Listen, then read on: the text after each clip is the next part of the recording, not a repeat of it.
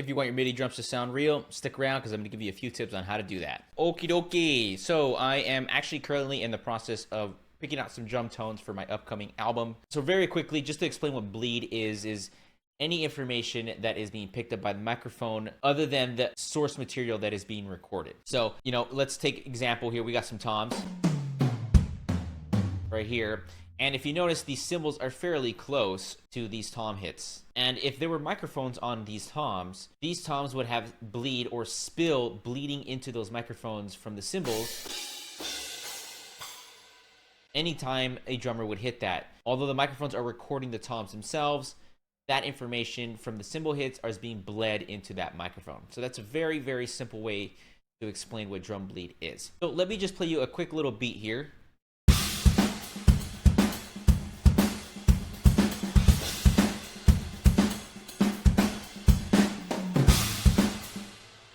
We'd be pretty hard pressed to tell otherwise. If someone had you close your eyes and ask you if that was real or fake, a lot of people would probably be fooled about that. That being said, there's a lot of things aiding that realism there. And let me just get over to the mixer so I can show you exactly what I'm talking about. Now, just like a real live drum kit, when you're mixing, you're going to want to cut the bleed on the shells, but actually leave some of the bleed on the overheads and rooms.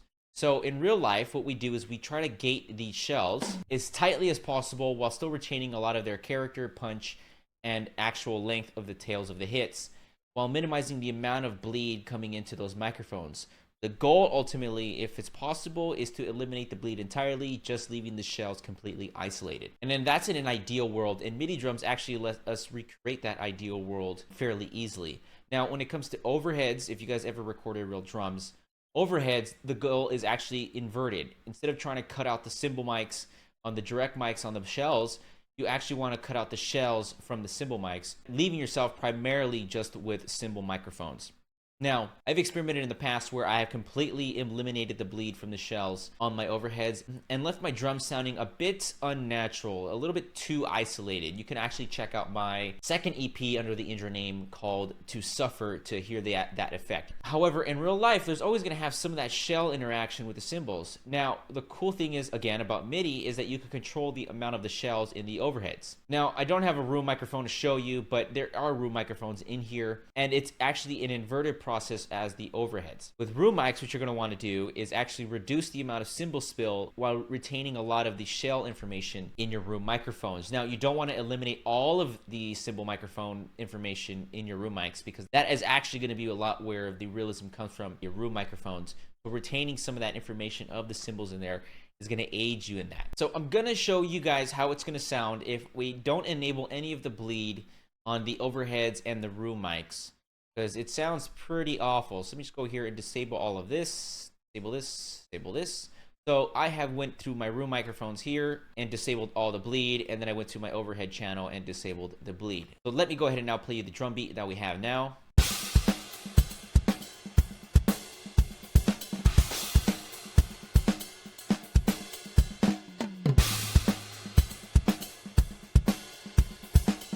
So as you can tell, it sounds like the drums are just kind of this isolated thing. There's no really anything kind of tying them together. They just sound like individual pieces of the kit, especially the overhead microphone, as that just sounds like, to me, cymbals in space versus cymbals in a space. Let's go ahead and just play that for you guys.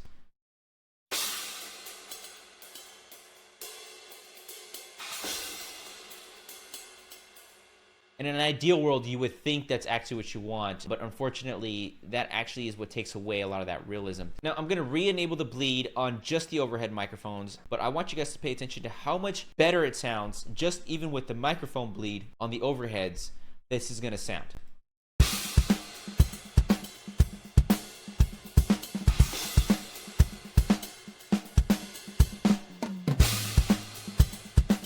Much, much better. Now, it still sounds extremely isolated, but from where we were before, it's not as bad as it was. Now, let's go ahead and jump to the room microphones. I'm going to enable the bleed now from them, and I'm going to take it a step further and completely eliminate the bleed from the cymbals while just keeping the shells here. And I want you guys to see how that's going to sound. And you guys are going to see that while it does sound a lot more real, the cymbals now sound a little too isolated as well.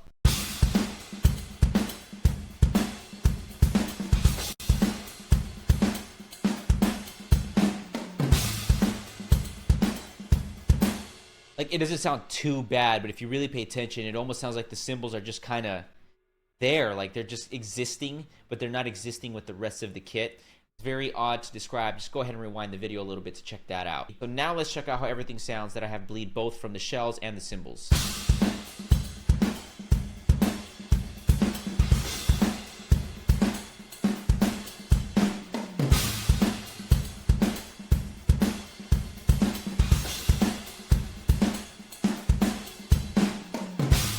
So now the cymbals actually sound like they're part of the drum kit. That room microphone is adding that sense of space. You're actually having the drums in a space versus just drums in space. I know that sounds a bit weird, but when you try to really think about what I'm trying to get across here is that you don't want your drums to just be in space somewhere. You know, you want them to be in the space. And by adding that drum bleed to the room microphones, you're getting that sense of space and you're getting that extra level of realism. So all those things kind of just add together to add a sense of realism to the entirety of the kit. Now, I also want to touch upon mixing a little bit here, especially with the room microphones and the cymbal microphones. In real life, like I said, we're going to isolate the shells as much as possible. So if you jump over to my mixer, you see that I actually don't have any bleed enabled whatsoever on my shell microphones. But on my overhead, obviously there is going to be bleed, and there's going to be bleed on my room microphones. However, on the overheads, when you're mixing them, a lot of the times the shells tend to be either louder or about the same volume as the cymbal microphones, which can pose a problem when it comes to trying to EQ that out and add compression. So what I like to do, and I suggest that you guys do this as well, is just reducing the shells just about to the point where they're lower than the cymbals, but still kind of left in there as well. And as far as the room microphones are concerned, I actually just decided to do that individually.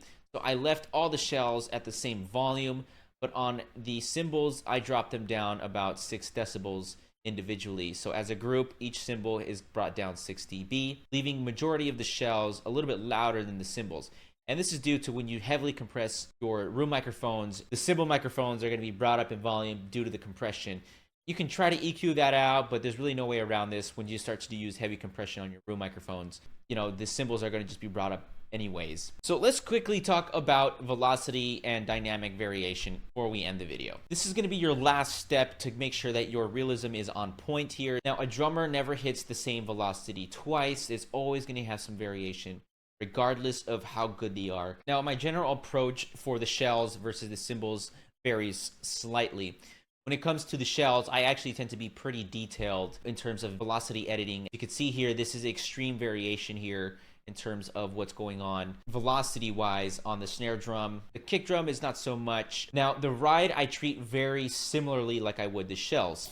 As you can see here, there's tons of variation in terms of where he's hitting and how he's hitting it, because I have found that if you are reducing dynamics on the snare, it can sound a bit pingy and machine gun like.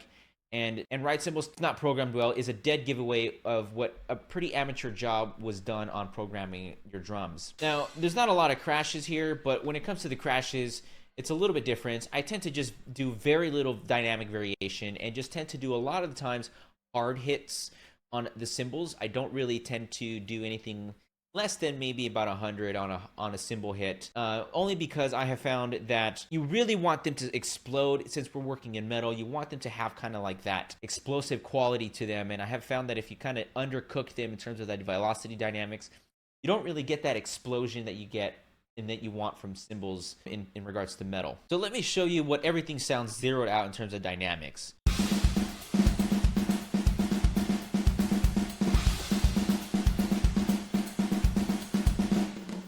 Pretty boring, actually. It sounds just like a machine. There's like no life to that. Let's just play that again.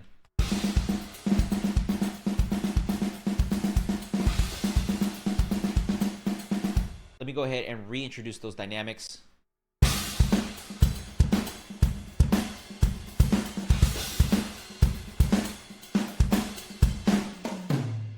Now you're probably wondering, man, I could barely hear those ghost notes. That's exactly the point. A real drummer would actually play them that way. They're called ghost notes for a reason, especially the ride. If I was to take away the dynamics completely,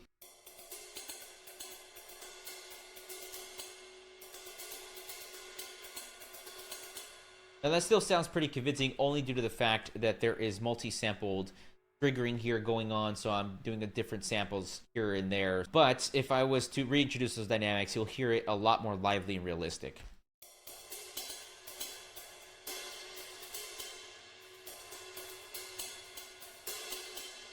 Again, let me show you guys no dynamics.